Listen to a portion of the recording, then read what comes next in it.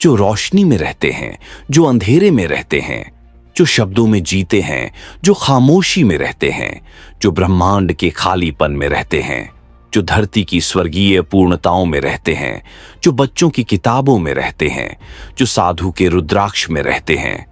अंधे की आंख लंगड़े की सहारा है। वे जन्म, मृत्यु, जीवन, सूरज, चांद, ग्रहण और नक्षत्र के चक्र में इस संसार के भगवान हैं। वे हैं श्री जगन्नाथ, सनातन धर्म के सबसे रहस्यमय देवता और करुणा के सागर। श्री जगन्नाथ सभी का सच्चा मित्र है। वे भगवान ब्रह्मा के सिर की शोभा और सर्वोच्च ब्रह्मा का रूप हैं। उनकी हर चीज रहस्यमय और आकर्षक है। उन्हें अपने भाइयों और बहनों के साथ पूजा जाता है। वे ऐसे देवता हैं जिन्हें भारत की सभी प्राचीन परंपराओं में सम्मान दिया गया। जनजातियां उन्हें निर्मधव के रूप में पूजती हैं।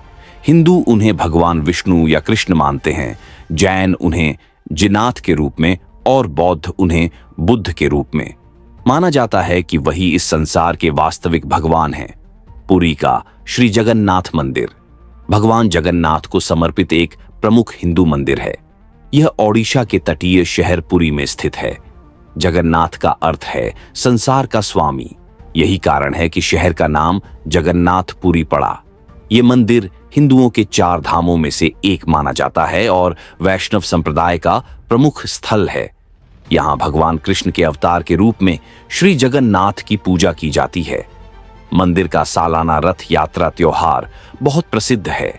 इस दौरान भगवान जगन्नाथ, उनके बड़े भाई बालभद्र और बहन सुभद्रा को सजाए हुए रथों पर शहर में निकाला जाता है। यह उत्सव मध्यकाल से बड़े धूमधाम से मनाया जाता रहा है। रथ यात्रा न केवल पुरी बल्कि भारत के कई वैष्णव मंदिरों में भी एक परंपरा है।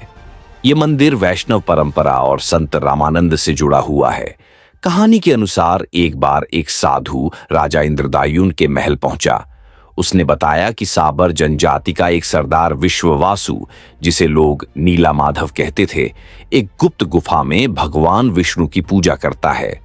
राजा इंद्रदायुन भगवान से मिलने की इच्छा रखते थे, इसलिए उन्होंने अपने मुख्य पुजारी के भाई गणपति को आदेश दिया कि वह नीला माधव तक पहुंचने की व्यवस्था करे। विद्यापति नामक एक युवक उग्र देश की यात्रा पर निकला। वहां उसने विश्ववासु से दोस्ती की और बाद में गुप्त रूप से उसकी बेटी ललिता से शादी कर ली। विद्यापति को पता चला कि नीला माधव को देखना मुश्किल है, लेकिन ललिता ने अपनी हिचकिचाहट के बाद उसे गुफा का रास्ता बताया। विद्यापति ने सरसों के बीज गिराकर रास्ता याद किया और भगवान नीला माधव को देखा। उसने पूजा करके और वचन लेकर वापस लौटकर राजा को सूचना दी। राजा इंद्रदायुन ने उग्र देश पर हमला करने की तैयारी की, लेकिन विश्ववासु ने साफ मना कर दिया।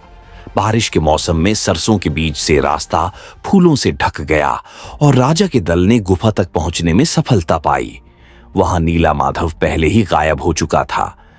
राजा को सपने में भगवान विष्णु ने बताया कि वे वकूम माधव के रूप में समुद्र में लकड़ी के दरू के रूप में आएंगे। तब कई कलाकार और शिल्पकार भगवान विष्णु की मूर्ति बनाने लगे, लेकिन कोई भी संतुष्ट नहीं हुआ। अंत में अनंत महाराणा, जिन्हें विश्वकर्मा माना गया, ने वचन लिया कि वह 21 दिनों में मूर्ति पूर्ण करेंगे। राजा ने शर्तें रखीं कि कोई उन्हें परेशान नहीं करेगा। 21 दिनों के बाद मूर्ति तैयार हो गई। राजा ने दरवाजा खोल दिया, लेकिन अनंत महाराणा गायब हो गए। भगवान ने कहा कि भक्तों को उसी रूप में स्वीकार करना चाहिए। इसके बाद नीलांचल पर्वत पर मंदिर की स्थापना की गई। राजा इंद्रदायुन ने भगवान ब्रह्मा को बुलाया और मंदिर निर्माण में सहयोग किया। वे सभी प्रतिमाओं की रक्षा और पूजा के लिए विधियों को सुनिश्चित करने लगे। रानी गुंडीचा की इच्छाओं को भी भगवान ने समझा और वचन दिया कि वह मंदिर और भक्तों के बीच हमेशा उपस्थित रहेंगे। रथ यात्रा के दौरान भगवान जगन्नाथ अपने भाई बालभद्र, बहन सुभद्रा और सुदर्शन चक्र के साथ रानी गुंडी के मंदिर में ठहरते हैं। वे अपने भक्तों की देखभाल करते हैं और हमेशा उनके साथ रहते हैं। श्री जगन्नाथ की यह कथा हमें यह सिखाती है कि भले ही समय बदल जाए, भक्ति और श्रद्धा का महत्व हमेशा स्थायी रहेगा। उनका रहस्य और करुणा सभी के जीवन में विश्वास, प्रेम और सहानुभूति का संदेश देती है।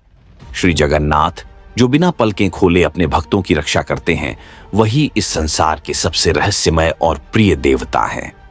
उनके रथ यात्रा और मंदिर की महिमा आज भी लाखों लोगों के दिलों में जीवित है।